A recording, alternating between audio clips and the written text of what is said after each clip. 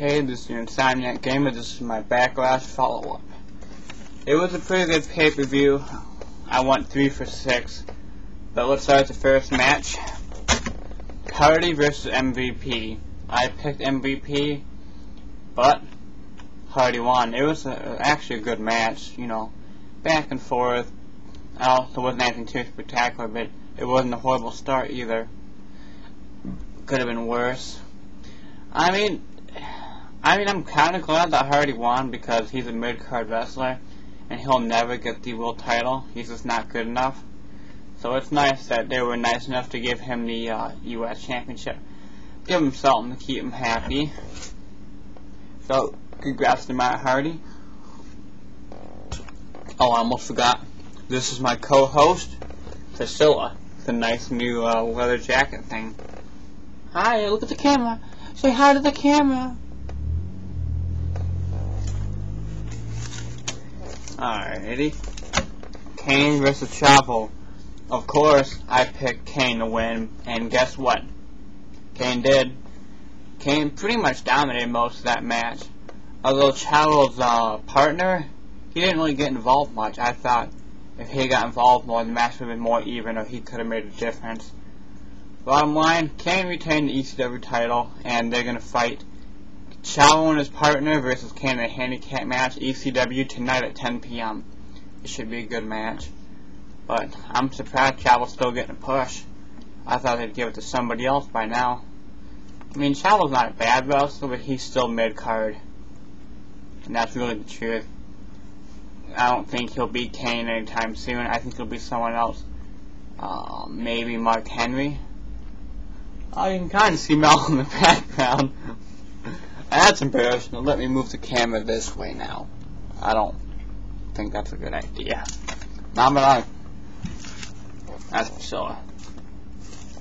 Khali versus Big Show. That was actually a pretty boring match. It was short. Nothing really special, just punches and kicks and...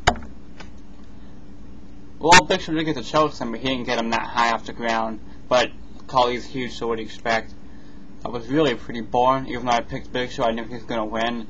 Big Show's getting pushed right now. Big Show did win.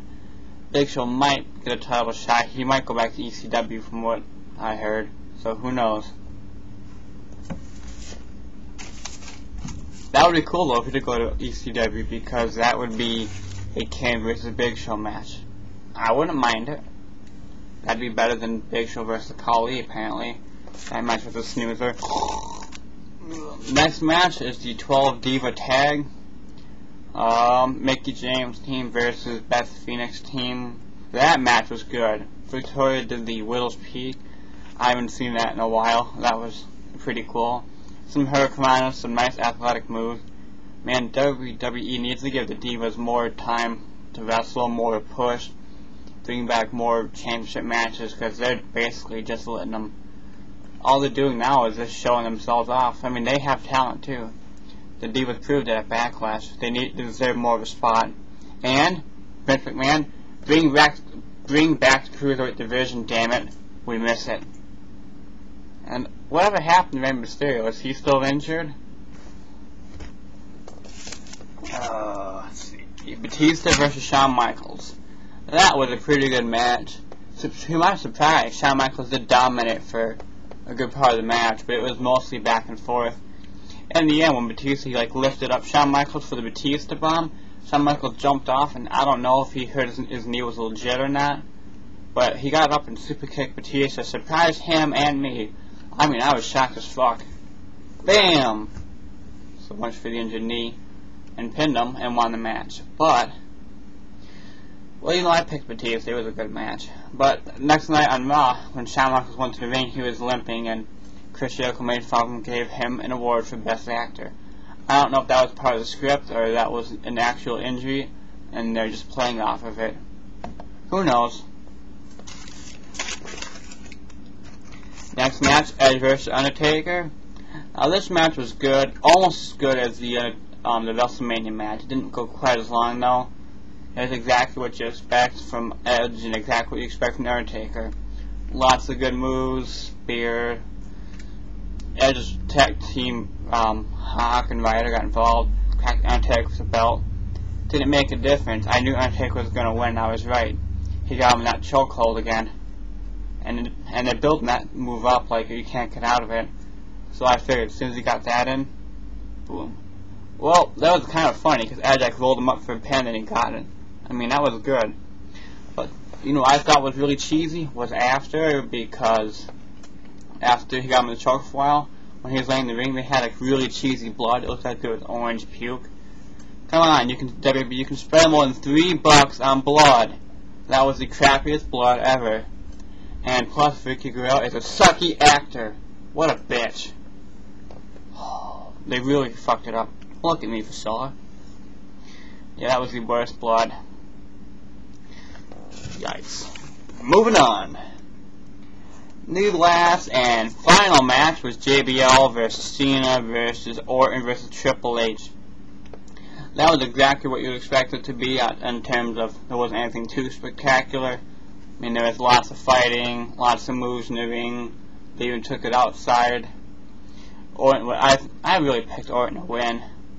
What really pissed me off, though, which I think was a goat fuck, was at the on the first pinfall, John Cena got JBL in the STFU, and he tapped out, and right away Orton kicked him in the temple and beat Cena. I mean, I hate Cena. He's like the epitome of douchebag. I wish I had, you know, special effects so I could put douchebag on the screen. Douchebag! But that was 2 pinfalls, because JBL tapped out the STFU, and Randy Orton pinned Cena after that kick. That's 2 pinfalls in 15 seconds. That's a waste of time. That's bad use of the wrestlers and the time out there.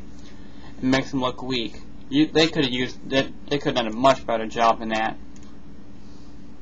But it was still a good match, even though that did bug the hell out of me how they did do that.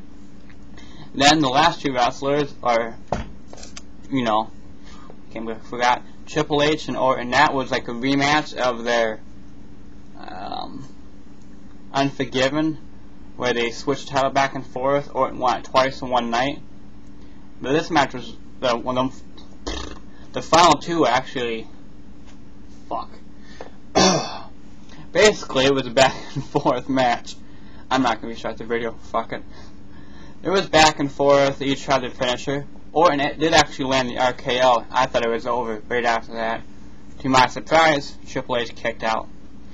And towards the very end of the match, they both tried to finish on each other, and they counted. I think they counted each other's finishes twice. Then Triple H nailed the pedigree, and game over, the 12-time World Heavyweight Champion. I mean, don't get me wrong, he came back from injury, and he's a hell of a wrestler.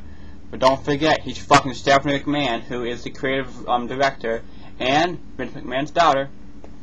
But you know what? He deserves a title. He deserves 2 titles. 1 World Heavyweight Champion, and 1 person who will actually sleep with Stephanie McMahon.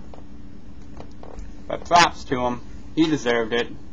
Even though I'm not sure, I probably believe he might have some creative influence in the title matches, or in his career.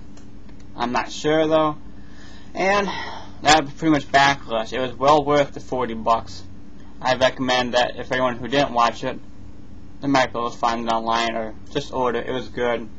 Not quite as good as WrestleMania, but you can't really compare the 2 because WrestleMania is like on a whole nother level. Well, this has been the Soundnet Gamer with my co-host, Priscilla. Please subscribe. Sleep it for the week. We're out.